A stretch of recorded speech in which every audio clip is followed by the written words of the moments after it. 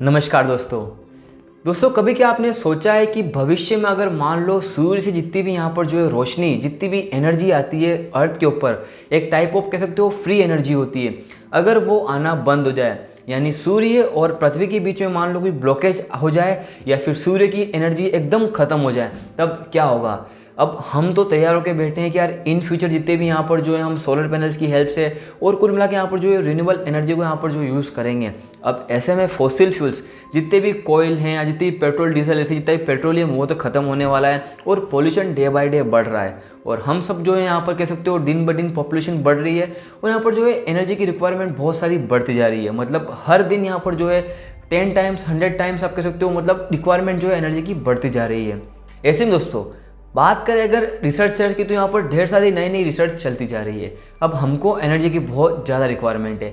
ऐसे में दोस्तों यहाँ पर जो है हर एक कंट्री ट्राई कर रही है कि हम ऐसा यूनिक कुछ एनर्जी सोर्स बनाएं जो मतलब बहुत कम टाइम के अंदर, कम कॉस्ट के अंदर ज़्यादा हमको एनर्जी दे। और दोस्तों यहाँ पर एक रिसर्च की गई है चाइना के अंदर, जो कि एक आर्टिफिशियल सन के ऊपर है। बेसिकली आप कह सकते हो ये एक न्यूक्लियर फ्यूज़न रिएक्टर है।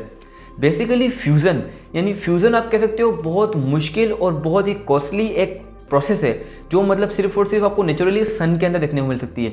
सन या फिर जितने भी स्टार्स है वहाँ पर आपको देखने को मिल सकती है। तो दोस्तों ऐसे में यहाँ पर दो टाइप की प्रोसेस होती है जहाँ पर आप कह सकते हो न्यूक्लियर फिजन और न्यूक्लियर फ्यूज़न।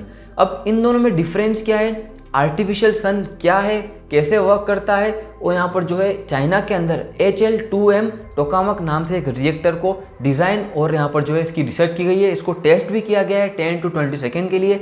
आइए जानते हैं इसी वीडियो के अंदर। मैं उम्मीद करता हूँ आपको अच्छे से समझ में आएगा।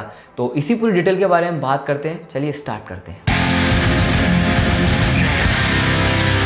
दोस्तों बेसिकली जो टेस्ट है वो 4 दिसंबर 2020 को यानी फ्राइडे को किया गया था, जहाँ पर ये जो है HL2M टोकामक नाम से न्यूक्लियर फ्यूज़न रिएक्टर है, यानी एक टाइप का डिवाइस है जिसके अंदर 10 से 20 सेकंड तक ये टेस्ट किया गया था, जहाँ पर न्यूक्लियर फ्यूज़न चेन रिएक्शन हुई थी। बेसिकली आपको पूरा डिटेल में बताऊंगा, लेकिन उससे पहले हम जो है एकदम बेसिक में बात करते हैं ताकि आपको अच्छे से समझ में आए। दोस्तों जो टेस्ट है वो है south western institute of physics यानी स्विप के अंदर किया गया था चाइना के अंदर, जहाँ पर दोस्तों ये अनुमान लगाया जा रहा है कि मतलब एक्सपेक्ट किया जा रहा है कि जो अनबिलीवेबल टेस्ट हुआ है उसके अंदर 100 से 150 मिलियन डिग्री सेल्सियस तक का टेम्परेचर पहुंच गया था, जहाँ पर आप कह सकते हो सन से, जो हमारा नेचुरल सन है, उसके जो यहाँ पर कोर और मतलब कह सकते हो सेंटर से 6 से 10 गुना ज़्यादा हॉटर है। ये जो टेस्ट किया गया वो टेम्परेचर आपको बता रहा हूँ मैं। तो ये जो टेम्परेचर था वो सन की कोर से भी 6 से 10 गुना ज़्यादा टेम्परेचर था। तो ये मतलब बहुत यूनिक बात है। अगर इसको हम इम्प्लीमेंट कर दें तो यहाँ पर मतलब बहुत ज़्यादा मतलब हमको एनर्जी मिल सकती है। लेकिन दोस्तों यहाँ पर एक और चीज़ ये भी खास बात है, मतलब बहुत अच्छी बात ये भी है कि यहाँ पर इस टेस्ट को करने के बाद ये भी कहा गया है कि अगर हम न्यूक्लियर फ्यूज़न रिएक्शन की हेल्प से अगर ये सारा टेस्ट करते हैं और अगर मान लो इसको हम इन फ्यूचर का यूज़ करते हैं, अगर सक्सेसफुल हो जाता है 100%, तो यहाँ पर जो हमारे पूरे वर्ल्ड को मतलब हर एक जगह जितनी भी एनर्जी की रिक्वायरमेंट उसको फुलफिल कर सकते हैं, यानी लिमिटलेस क्लीन एनर्जी को वहाँ पर जो हम प्रोड्यूस कर सकते हैं। कोई पोल्यूशन नहीं होगा, क्योंकि हमको फ्यूचर के अंदर तो यही चाहिए ना, कोई पोल्यूशन ना हो। लेकिन दोस्तों आगे बढ़ने से पहले अब हम समझते हैं न्यूक्लियर रिएक्टर क्या होता है, न्यूक्लियर फिजन क्या होता है, न्यूक्लियर फ्यूजन क्या होता है, दोनों में डिफरेंस क्या है। न्यूक्लियर रिएक्टर को आप एक टाइप का पावर स्टेशन या फिर एक टाइप का पावर प्लांट भी कह सकते हो, जहाँ पर ढेर सारी इलेक्ट्रिसिटी यानी ऊर्जा बनती हो। अब ऐसे दोस्तों ढेर सारे पावर प्लांट्स होते हैं, thermal power plant, nuclear power plant, wind turbine, solar panels and और मतलब बहुत सारे यहाँ पर जो है होते हैं पावर प्लांट। लेकिन जो न्यूक्लियर पावर प्लांट की बात की जाए, अगर न्यूक्लियर रिएक्टर की बात की जाए, बेसिकली यहाँ पर जो है एक न्यूक्लियर फिजन नाम से एक चेन रिएक्शन होती है, जहाँ पर आप कह सकते हो इसके अंदर जो है radio active substances, radio active elements का इस्तेमाल किया जाता है। तो उसकी हेल्प से पूरी चेन रिएक्शन होती है। न्यूक्लियर फिजन के बारे में भी हम समझेंगे। तो न्यूक्लियर फिजन होने के बाद यहाँ पर जो है आउटपुट में हमको ढेर सारी हीट मिलती है। तो उस हीट से हम जो है यहाँ पर कोई भी फ्लूइड को या फिर हम कह सकते हो एक टाइप का पानी को हम जो है हॉट करते हैं, मतलब गर्म करते हैं, उसको स्टीम में कन्वर्ट करते हैं और जो भाप होती है वो हमारे जो है टरबाइन को रोटेट करती है, यानी एक टाइप का थर्मल पावर प्लांट भी कह सकते हो। बस यहाँ पर जो है हम जो एक रेडियो एक्टिव सब्सटेंस का इस्तेमाल करते हैं उस पानी को गर्म करने के लिए, स्टीम बनाने के लिए, ताकि वो टरबाइन को रोटेट कर पाए। अब न्यूक्लियर फिजन क्या होता है, आइए दोस्तों बात करते हैं न्यूक्लियर फिजन चेन रिएक्शन के बारे में। ये रिएक्शन होती कैसे और हमको एंड में हीट और कुछ न्यूट्रॉन्स कैसे मिलते हैं।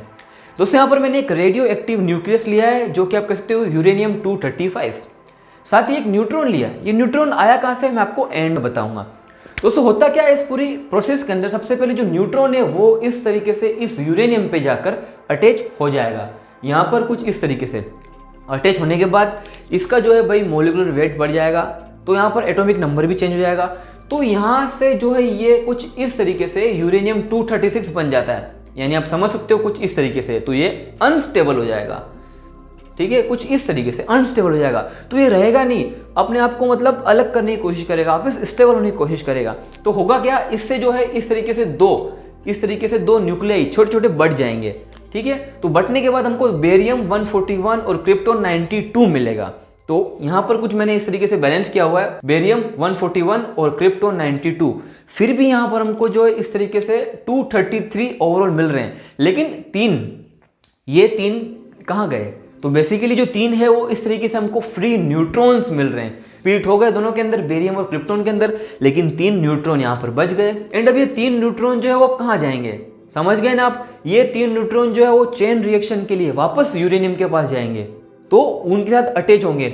ऐसे कि ऐसे मतलब जो है चेन रिएक्शन होती जाएगी। एंड दोस्तों यहाँ पर मैंने रिएक्शन लिखी है, यहाँ पर आप आसानी से समझ सकते हो। यहाँ पर एंड में हमको 3 न्यूट्रॉन्स मिल रहे हैं, लेकिन हीट कहाँ मिली, एनर्जी कहाँ मिली। जी हाँ दोस्तों, आप कह सकते हो यहाँ पर हमको 3 न्यूट्रॉन के साथ में एक हीट भी मिलती है, जहाँ पर हमको 200 मेगा इलेक्ट्रॉन वोल्ट अप्रोक्स इस तरीके से हमको हीट मिलती है। इसी हीट से जो है हम उस फ्लूइड को, उस पानी को गर्म करते हैं, स्टीम बनाते हैं, और स्टीम जो है उस टरबाइन पे स्ट्राइक करती है और टरबाइन रोटेट होती है। तो इस तरीके से जो हमारी nuclear fusion chain reaction complete होती है। अब न्यूक्लियर फ्यूजन रिएक्शन कैसे होती है दोस्तों, अब हम बात करते हैं न्यूक्लियर फ्यूजन रिएक्शन के बारे में। अब न्यूक्लियर फिजन से जो है न्यूक्लियर फ्यूजन जस्ट अपोजिट है। न्यूक्लियर फिजन में क्या होता था, एक हेवियर न्यूक्लियर था, वो छोटे छोटे टुकड़ों में बढ़ जाता था, और यहाँ पर हमको एट द एंड हीट मिलती थी और कुछ एनर्जी और कुछ फ्री न्यूट्रॉन्स मिलते थे। लेकिन यहाँ पर उल्टा है, छोटे छोटे लाइटर छोटे छोटे यहाँ पर जो है स्मॉल न्यूक्लियाई मिलकर एक बड़ा न्यूक्लियाई बनाते हैं, समझ रहे हैं ना। तो यहाँ पर होता क्या है, मतलब ये जो मैं लिखी प्रोसेस वो सेम जो है सन के अंदर होती है, जो हमारा नेचुरल स्टार है सन, बाकी और स्टार्स के अंदर भी यही प्रोसेस होती है। कैसे दोस्तों, इस रिएक्शन की बात करें तो ये सबसे पहले जो इनिशिएट होती है एक हाइड्रोजन एटम से दूसरे हाइड्रोजन के एटम को मिलकर। तो मिलने के बाद यहाँ पर जो हमको इस तरीके से ड्यूट्रियम नाम का एक मॉलिक्यूल मिलता है, जहाँ पर आप देख सकते हो 2 हाइड्रोजन के एटम। यहाँ पर हमको कुछ एक्स्ट्रा इस तरीके से पॉजिट्रॉन और न्यूट्रॉनियम मिलते हैं, ये हो गया। लेकिन ये जो ड्यूट्रियम इस तरीके से यहाँ जाकर 2H1 इस तरीके से एक और हाइड्रोजन के साथ मिलता है और इस तरीके से हीलियम आइसोटोप बनाता है, ठीक है, 2 और 1, ठीक है, 3 हीलियम इस तरीके से। और ये जो हीलियम आइसोटोप रुकता नहीं है और आगे जाता है और एक और हीलियम के साथ मिल जाता है। तो यहाँ पर 2 आइसोटोप हो गए हीलियम के, तो मिलकर कितने 4 हीलियम आइसोटोप बना देगा, और 2 हाइड्रोजन जो है इस तरीके से हमको एक्स्ट्रा मिल जाएंगे। इस तरीके से ये चेन रिएक्शन आगे चलती रहेगी। होगा क्या, आप कह सकते हो एक इस तरीके से ड्यूट्रियम ट्रिटियम में से बहुत सारे जो है मॉलिक्यूल्स आकर एक बड़ा मॉलिक्यूल, बड़ा न्यूक्लियर बनाने की कोशिश करेंगे, जहां पर हमको हीलियम और न्यूट्रॉन इस तरीके से प्रोडक्ट में मिलेंगे और कुछ ढेर सारी एनर्जी भी मिलेगी, जिससे जो है न्यूक्लियर फ्यूजन रिएक्शन होती है। यहाँ पर कोई भी लॉस नहीं हो रहा है, इस हीलियम को, इस न्यूट्रॉन को हम जो है आगे और वापस यूज कर सकते हैं, तो इसमें कोई भी लॉस नहीं है। लेकिन इस प्रोसेस को करने के लिए बहुत तपस्या लगती है, बहुत ज़्यादा हेवी टेम्परेचर चाहिए होता है, जहाँ पर आप कह सकते हो ये मतलब बहुत हेवी और मतलब बहुत कॉस्टली यहाँ पर जो है सेटअप होता है। दोस्तों मैं उम्मीद करता हूँ आपको न्यूक्लियर फिजन और न्यूक्लियर फ्यूजन दोनों के बीच में डिफरेंस समझ में आ गया होगा, चेन रिएक्शन होती कैसे है। और यहाँ पर जो है मतलब दोनों एक दूसरे के अपोजिट ही हैं, लेकिन मतलब मैंने बहुत ब्रीफ में आपको समझाने की कोशिश की रिएक्शन होती कैसे, यहाँ पर जो है एनर्जी कैसे, हीट कैसे प्रोड्यूस होती है। और दूसरे ओवरऑल बात करें तो न्यूक्लियर फिजन के अंदर यहाँ पर जो हमको मतलब जितने भी हम नॉर्मल अभी जो है न्यूक्लियर पावर प्लांट इस्तेमाल करते हैं, वहाँ पर जो है इसी न्यूक्लियर फिजन रिएक्शन का इस्तेमाल करते हैं, जहाँ पर मतलब पॉल्यूशन होता है। लेकिन दोस्तों न्यूक्लियर फ्यूजन जितने भी स्टार्स है, सन है, जितने भी यहाँ पर आप कह सकते हो न्यूक्लियर फ्यूजन रिएक्शन होती है वहाँ पर, तो वहाँ पर क्या होता है मतलब कोई भी पॉल्यूशन होने के चांसेस नहीं है, यानी आप कह सकते हो लिमिटलेस क्लीन एनर्जी हमको मिलने के चांसेस है। लेकिन ये जो है प्रोसेस करना मतलब बहुत मुश्किल है, बहुत डेंजरस है।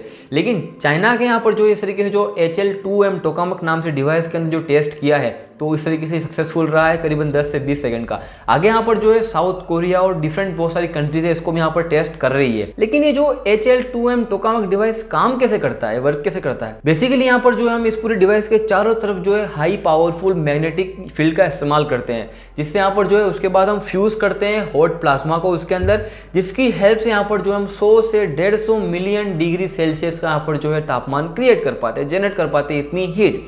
जो कि आप कह सकते हो 6 से 10 यानी 6 से 10 टाइम्स होटर है सन की कोर से। यानी इतना ज़्यादा टेम्परेचर जो है हम इस डिवाइस की हेल्प से, इस न्यूक्लियर फ्यूजन रिएक्टर की हेल्प से हम जो है जनरेट कर पाते हैं। एंड दोस्तों इतना ही नहीं, चाइना जो है अपने आर्टिफिशियल मून प्रोजेक्ट पे भी काम कर रहा है, जहां पर मतलब एक सैटेलाइट होगा जो मतलब कह सकते हो लो अर्थ ऑर्बिट या फिर जियो स्टेशनरी ऑर्बिट के अंदर मतलब उसको सेट करेंगे, जहां पर जो है वहां से कुछ एक स्पेसिफिक एरिया के ऊपर यहाँ पर जो है लाइट इमिट करेगा। मतलब कह सकते हो दिन को तो दिन रहेगा लेकिन रात को भी दिन हो जाएगा। यानी कुछ इस तरीके से यह प्रोजेक्ट है जो इस पर वर्क कर रहे हैं। हालांकि यार ये प्रोजेक्ट मतलब इन फ्यूचर जाकर मतलब बहुत यूजफुल है, बहुत इंपॉर्टेंट है। हालांकि इनके ऊपर बहुत सारी और भी कंट्रीज रिसर्च कर रही है। एंड दोस्तों इसी रिसर्च के बारे में आपको और कुछ जानना हो तो मुझे आप कमेंट बॉक्स में आपका सवाल पूछ सकते हो, मैं आपका सवाल पिक कर दूंगा और आपको वहीं जवाब दे दूंगा रिप्लाई कर कर। तो ये था आज का वीडियो, मैं उम्मीद करता हूँ आपको बहुत अच्छे से पसंद आया होगा। नमस्कार।